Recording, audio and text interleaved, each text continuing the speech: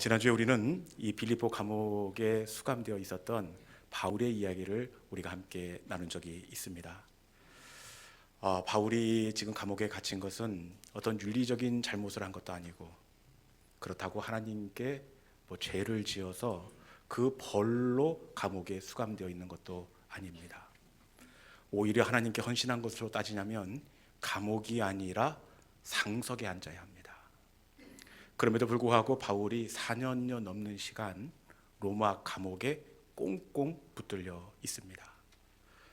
여러분, 적당히 막혀도 막혀야지요.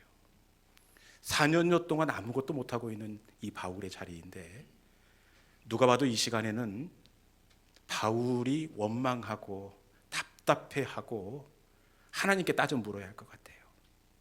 하나님, 제가 하나님께 한다고 했는데 왜 이렇게 막으시는 겁니까? 원망하고 불평해야 될 것 같은데, 이 로마 감옥의 분위기를 보여주는 빌립보서에 보니까 어떻게 되어 있습니까? 기뻐하고 기뻐하십시오. 내가 다시 말하노니 여러분, 기뻐하십시오. 온통 기쁨으로 이 로마 감옥의 분위기가 표출되어 있습니다. 여러분, 어떻게 원망하고 불평해야 되는 그 묶임 속에서 바울은 어떻게 기뻐하십시오. 다시 말하노니 여러분, 감사하십시오. 기쁨과 감사의 춘송을 울려 퍼뜨리고 있는 것일까요? 그것은 바로 이 바울은 굽어 돌게 하신 하나님의 계획과 뜻을 알았기 때문에 그렇습니다. 하나님은 이 감옥의 갇힘을 통해서 바울에게 진짜 복음이 필요한 로마 감옥에 복음이 증거되게 하려고 하셨습니다.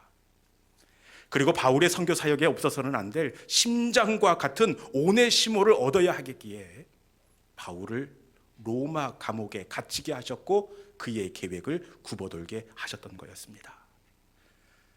바울의 굽어도는 시간은 바울의 계획이 돌고 돌아 하나님의 계획으로 옮겨오는 시간이었습니다. 바울에게 있어서 로마 감옥의 닫힘은 닫힘이 아니라 하나님의 계획이 열리는 시간이었습니다. 바울의 계획은 닫히고 하나님의 선하시고 완전하신 계획이 열리는 시간이 바로 바울의 닫힘의 자리였습니다. 여러분, 우리 인생 가운데 찾아오는 막힘의 시간 역시 마찬가지더라고요. 우리의 막힘은 사실 우리의 계획이 막히는 겁니다. 내 생각이 막히고 하나님의 완전하시고 선하신 길이 열리는 시간이 바로 우리 가정에, 내 인생에 닫히는 자리였습니다. 하나님은 우리의 길보다 높으시고 하나님의 생각은 우리의 생각보다 위에 계십니다. 하나님은 그렇기에 절대로 실수하지 않으십니다. 가장 완전한 길로, 가장 복된 길로 마침내 우리의 닫힘의 자리를 복이 되게 하려 하십니다. 약속의 자리로 이끄시는 하나님이 되시는 줄로 믿습니다. 이 시간 말씀을 붙들고 닫힘의 자리에서 하나님의 열림을 바라보는 믿음의 성도들이 될 수 있기를 주님의 이름으로 축원합니다. 오늘 본문은 엘리사 선지자가 활동하던 시기에 엘리사를 찾아온 한 선지 생도의 이 아내의 사건을 배경으로 하고 있습니다. 선지 생도의 아내, 요즘으로 말하면 신학교에 다니는 교육전도사님, 사모님 정도 될 것 같아요. 이 사모님이 왜 엘리사 선지자를 찾아왔느냐, 우리 본문 1절을 통해서 왜 사모님이 오셨는지 같이 한번 알아보도록 하겠습니다. 1절입니다. 자, 시작. 선지자의 제자들의 아내 중에 한 여인이 엘리사에게 부르짖어 이르되, 당신의 종 나의 남편이 이미 죽었는데 당신의 종이 여호와를 경외하는 줄은 당신이 아시는 바니이다. 이제 빚준 사람이 와서 나의 두 아이를 데려다가 그의 종을 삼고자 하나이다 하니. 아멘. 전도사님 사모님이 엘리사 선지자를 왜 찾아왔습니까? 말씀해 보니까 남편이 이미 죽었는데 빚준 사람이 와서 나의 두 아들을 종으로 삼고자 하나이다. 이 전도사님이 아마 생전에 빚을 많이 남겨놓고 그리고 나서 자기도 알 수 없는 그 원인에 의해서 천국으로 먼저 떠나고 말았던 것 같습니다. 전도사님 떠나시고 이제 아내 사모님이 이 빚 수습을 해야 될 터인데, 요즘은 그렇지 않습니다만 엘리사 당시만 하더라도 여자들이 할 수 있는 일이 아무것도 없습니다. 그러니 어떻게 되었겠습니까? 결국에는 이 빚을 줬던 채주들이 와서 두 아이를 데려다가 종으로 삼겠다, 아들들을 팔아 넘기겠다고 협박을 하고 있습니다. 마지막 궁지까지 이 가정이 몰려 있는 것을 확인할 수가 있습니다. 요즘도 빚을 갚다 못 갚으면 이 사채업자들이 어떻게 합니까?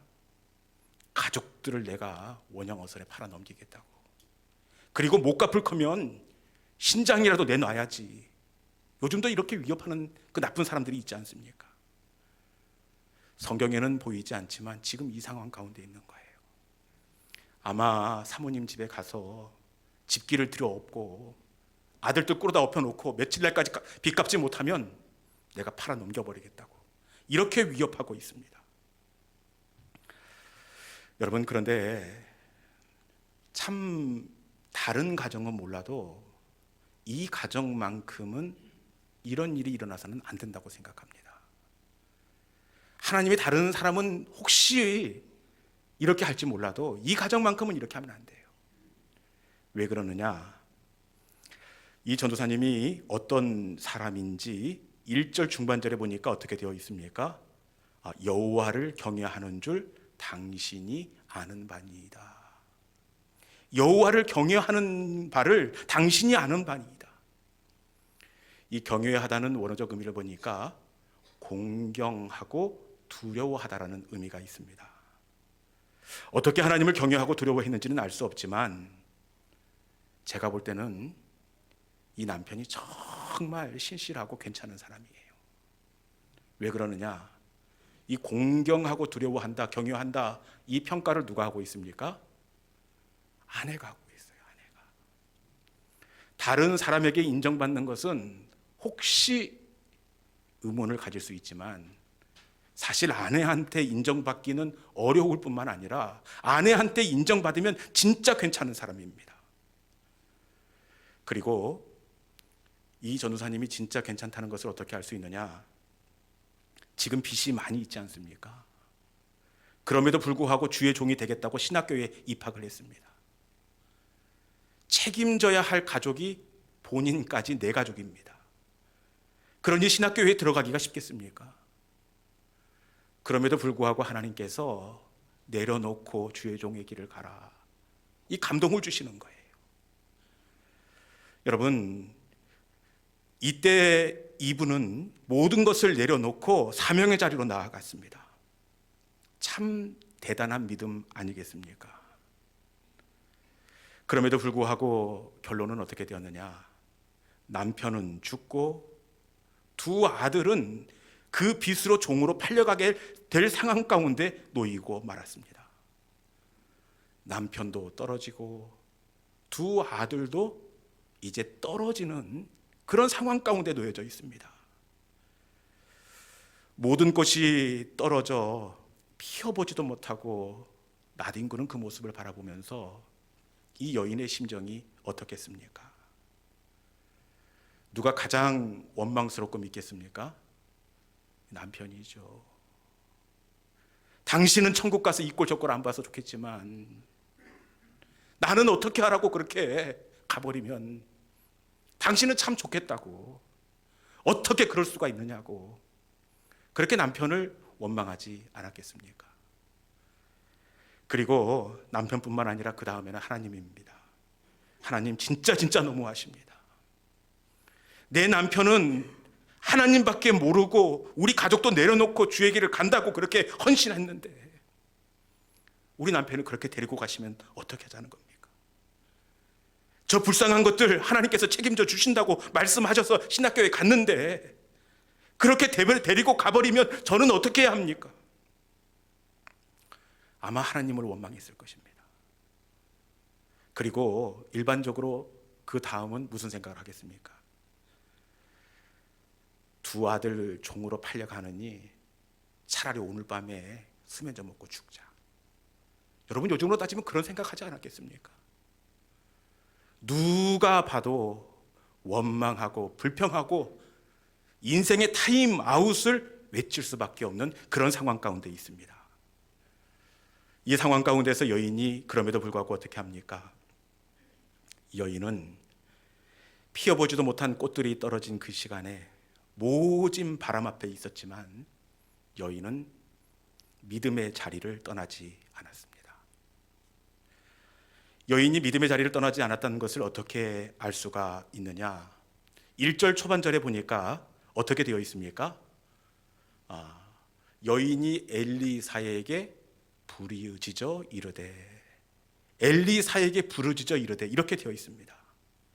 엘리사를 찾아간 것 같지만 실제로는 엘리사가 아니라 하나님을 찾아간 거예요. 제가 목회를 해보니까 그렇더라고요. 성도들이 답답하고 힘들고 사방으로 우겨싸임을 당하는 그때를 만나면 그때 보니까 목회자를 찾아와요. 하나님께 쏟아놓는 심적으로 마음에 있는 이야기를 쏟아놓습니다. 여인은 견디기 어려운 바람으로 모든 꽃을 다 떨군 상황에 있음에도 불구하고 하나님을 찾고 있습니다. 믿음의 자리를 떠나지 않았습니다. 아픈 마음을 쏟아놓되 하나님 앞에서 쏟아놓았습니다. 당신의 종이 여호와를 경외한 줄 당신이 아는 바라. 하나님밖에 모르는 그 사람을 왜 데리고 가셨어요? 저는 이제 어떻게 살아야 해요? 부러져 나갈 것 같은 폭풍이었지만 그럼에도 불구하고 여인은 기도의 자리에 뿌리를 내리고 있습니다. 여러분, 하나님의 사람은 이해할 수 없는 인생의 바람 앞에서 예상하지 못했던 꽃들이 떨어진다고 하더라도 신앙의 자리를 떠나지 않는 사람이 바로 하나님의 사람이 되는 줄로 믿습니다. 울어도 주님 앞에서 울고 원망해도 주님 앞에서 원망하는 사람입니다. 몸서리를 쳐도 주님 앞에서 몸서리를 치는 사람이 바로 하나님의 사람입니다. 혹시 우리 중에 떨어져 나간 꽃자리를 만난 믿음의 성도들이 있습니까? 하나님의 사람은 흔들릴수록 기도의 자리에 뿌리를 내리는 사람입니다. 겁이 나고 아프고 이해할 수 없는 꽃이 떨어지는 시간을 만난다고 하더라도 아버지의 가슴으로 파고드는 사람이 바로 하나님의 사람입니다. 이해할 수 없는 버거운 꽃이 떨어진 시간을 만났다고 하더라도 하나님의 가슴으로 파고드는 믿음의 성도들이 될 수 있기를 주님의 이름으로 축원합니다. 여인이 이 하나님의 가슴으로 파고듭니다. 그때 하나님께서 어떻게 하시느냐? 우리 2절 초반에 있는 말씀 같이 한번 읽어볼까요? 2절 초반에 있는 말씀입니다. 같이 읽습니다. 자, 시작. 엘리사가 그에게 이르되 내가 너를 어떻게 하랴. 아멘. 하나님의 가슴으로 파고들며 몸부림을 칠 때 하나님께서 어떻게 하십니까? 내가 너를 어떻게 하랴. 선지자를 통하여 주시는 하나님의 마음입니다. 내가 너를 어떻게 하랴. 원어는 내가 너를 어쩌면 좋겠느냐. 딸아, 내가 너를 어쩌면 좋겠느냐. 여러분, 아버지의 가슴이 느껴지지 않습니까? 넘어져도 벌써 넘어지고 떠났어도 벌써 떠났어야 할 딸입니다. 그럼에도 불구하고 아버지의 가슴으로 파고드는 딸을 보면서 내가 너를 어쩌면 좋겠느냐. 그 딸을 안으시고 안쓰러워하시고 미안해하시고 아까워하시면서 눈물을 쏟으시는 그 하나님의 가슴입니다. 여러분, 우리가 꽃이 떨어진 자리를 만났다고 하더라도 하나님의 가슴으로 파고들어야 할 이유가 바로 여기에 있습니다. 파고들 때 하나님은 내가 너를 어쩌면 좋겠느냐. 여인을 안아주셨던 그 가슴으로 우리를 안아주시고 우리를 아까워하시고 우리의 아픈 마음을 끌어 안아주십니다. 아프고 힘든 자리를 만났다고 하더라도 오히려 더욱 하나님의 가슴팍을 파고드는 믿음의 성도들이 될 수 있기를 주님의 이름으로 축원합니다. 여인이 하나님의 가슴으로 파고들 때 하나님이 또 어떻게 하시느냐? 이어지는 말씀에 보니까 내 집에 있는 것이 무엇이냐? 내게 있는 것을 묻고 있습니다. 여인에게 남아있는 것이 무엇이 있겠습니까? 기름 한 그릇 외에는 아무것도 없나이다. 기름 한 그릇입니다. 그런데 하나님은 이 기름 한 그릇을 어떻게 하시느냐? 턱없이 모자라고 부족한 그 기름 한 그릇을 가지고 문제를 해결하십니다. 이웃집에서 그릇을 빌려다가 그 기름을 따르면 채워지고 따르면 채워지고 따르면 채워지게 하십니다.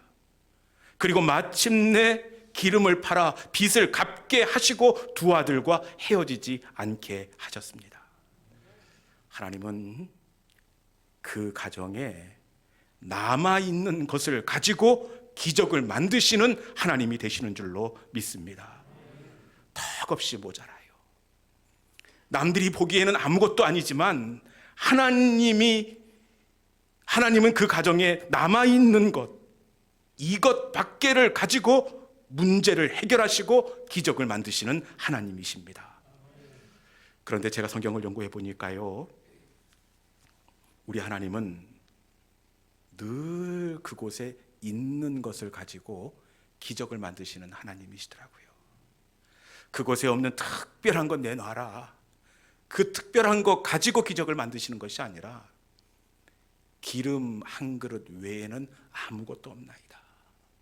아무것도 없는 중에 남아있는 그 기름 한 그릇, 그곳에 있는 것을 가지고 하나님의 기적을 만드시는 우리 하나님이 되시는데, 여러분, 오병이의 기적이 어떻게 만들어졌습니까? 하늘을 열어 음식을 내거나 아니면 어떤 독지가를 통하여 음식을 그곳에 공수한 것이 아니라 그곳에 있는 것입니다.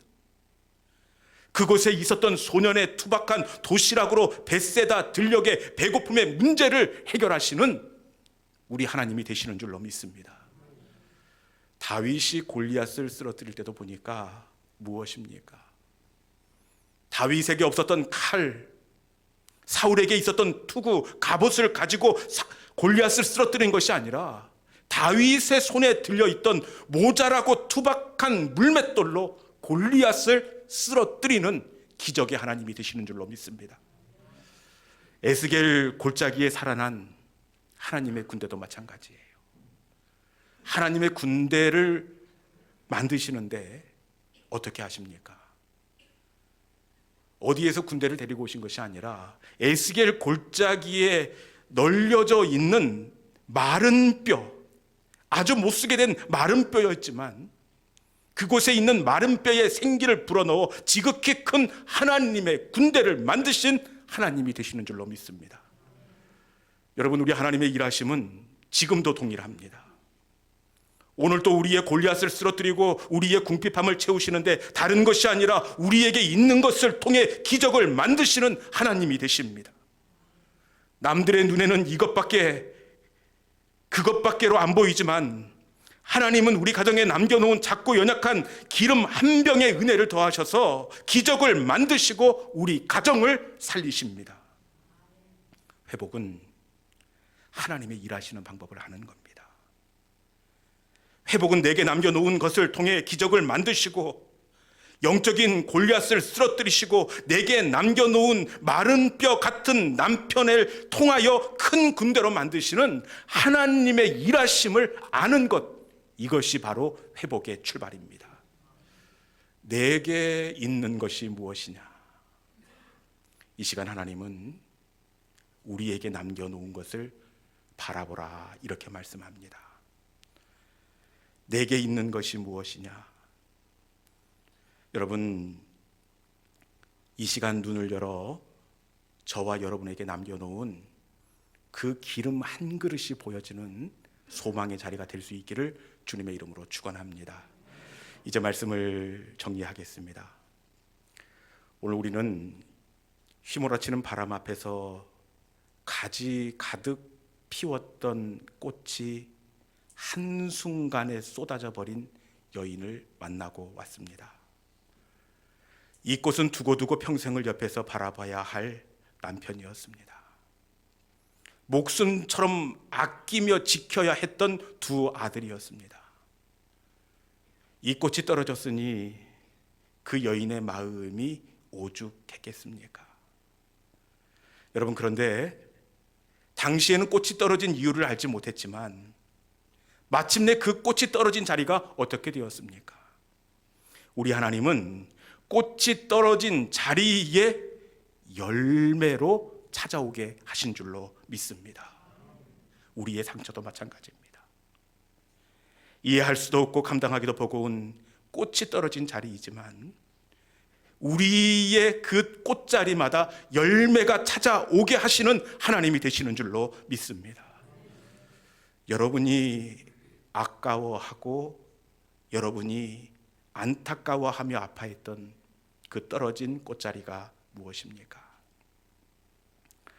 세상은 그 자리를 상처라고 이야기하고 실패라고 이야기합니다. 끝이라고 말해요. 그런데 하나님의 사람은 아프고 서러우면 더욱 하나님의 가슴으로 파고드는 사람입니다. 끝이 아니에요. 울어도 하나님의 가슴에서 울고 원망해도 하나님의 가슴에서 원망하는 사람입니다. 그때 하나님은 우리에게 남겨진 것을 보게 하시고 원망이 변하여 소망이 되게 하십니다. 그리고 남겨진 것에 은혜를 부으셔서 열매를 만들고 기적을 만드십니다. 여러분, 꽃이 떨어진 자리를 만났다고 하더라도 하나님의 가슴으로 파고드는 성도들이 될 수 있기를 바랍니다. 하나님은 내가 떨어진 그 꽃자리를 역시 열매로 갚으시고 보상하여 주십니다. 이 시간 주님의 말씀을 붙들고 하나님의 가슴으로 파고드는 믿음의 성도들이 될 수 있기를 주님의 이름으로 축원합니다. 이 시간 주신 말씀을 붙잡으며 실망치 말고 나를 보아라. 나는 너의 하나님이라. 이 찬송 속에 우리의 결단과 마음을 담아 꽃이 떨어진 자리에 열매가 찾아오게 하시는 그 하나님을 소망하면서 우리 함께 찬양하도록 하겠습니다. 왜 슬퍼하느냐?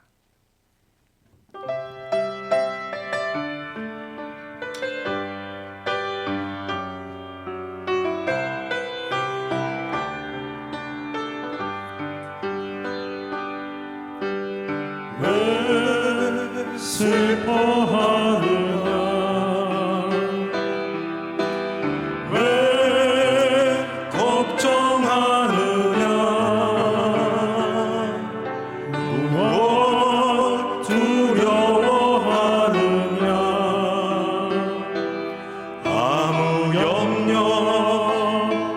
말아라.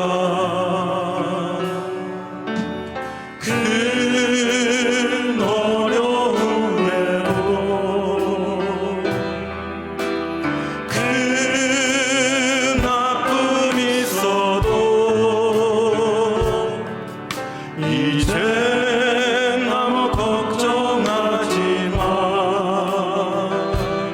내가 널 붙들어. 다시 한번 할까요? 왜 슬퍼하느냐? 왜 슬퍼하느냐? 왜 걱정하느냐? 무엇 두려워하느냐? 아무 염려 말아라. 큰 어려움에도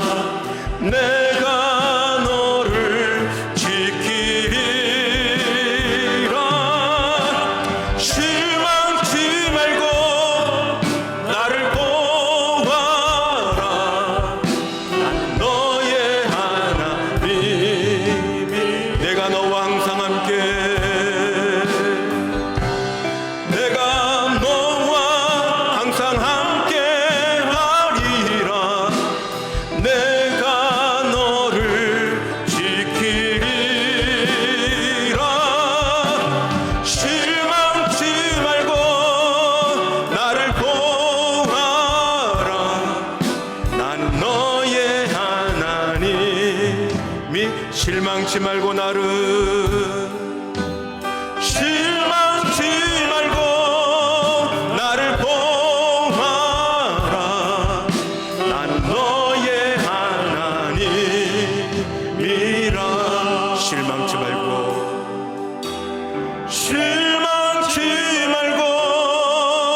나를 보아라. 나는 너의 하나님이라.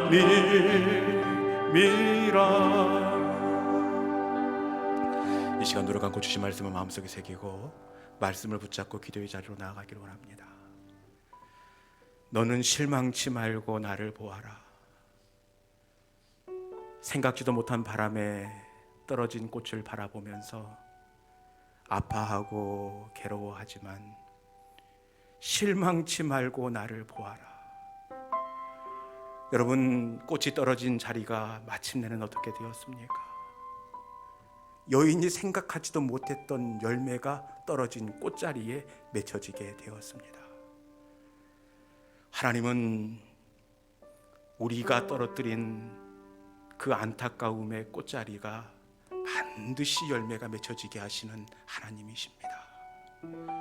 그렇게 하나님의 사람은 꽃이 떨어진 그때라고 하더라도 기도의 자리에 뿌리를 내리는 사람입니다. 울어도 하나님의 가슴에서 울고, 원망해도 하나님의 가슴에서 울고, 눈물을 쏟아도 하나님의 가슴에서 눈물을 쏟아야 합니다. 그때 하나님은 내가 너를 어쩌면 좋겠느냐, 내가 너를 어떻게 하랴, 눈물을 쏟는 그 여인을 안아주시고 우리와 함께 슬퍼하시는 하나님이 되십니다. 여러분, 하나님의 사람은 하나님의 가슴을 파고드는 거예요.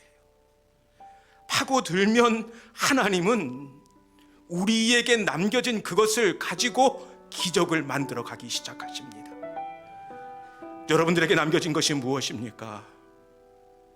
남들이 보기에는 그까짓 것이지만 우리 하나님의 손에 들려질 때에 나의 남겨진 그 기름 한 그릇이 어떻게 될지 아무도 모릅니다. 하나님, 내게 남겨진 것, 이것을 통하여 오늘 일하신다고 하나님 말씀하시기에 실망치 않고 주님 일어나겠습니다. 이 나에게 남겨진 기름 한 그릇이 축복의 씨앗, 기적의 씨앗이 되게 하여 주시옵소서. 나의 상처 가운데에도, 떨어진 꽃자리에도 열매가 찾아오게 하여 주시옵소서. 하나님, 그 하나님을 신뢰합니다. 하나님, 우리를 실망시키지 않는다고 말씀하셨사오니 아버지, 나는 다시 눈을 들어 주를 바라보겠습니다. 나는 너의 하나님이라, 실망치 말고 나를 보아라 말씀하실 때에 주님을 신뢰하며 하나님의 가슴팍으로 파고들겠습니다. 주님, 일하여 주시옵소서. 기적의 출발이 되는 이 아버지 하나님 주일이 되게 하여 주시옵소서. 이 시간에 주신 말씀을 붙잡고 주여 한번 외치고, 주신 말씀을 붙잡고 우리 함께 기도 자리로 나가도록 하겠습니다. 주여, 주님,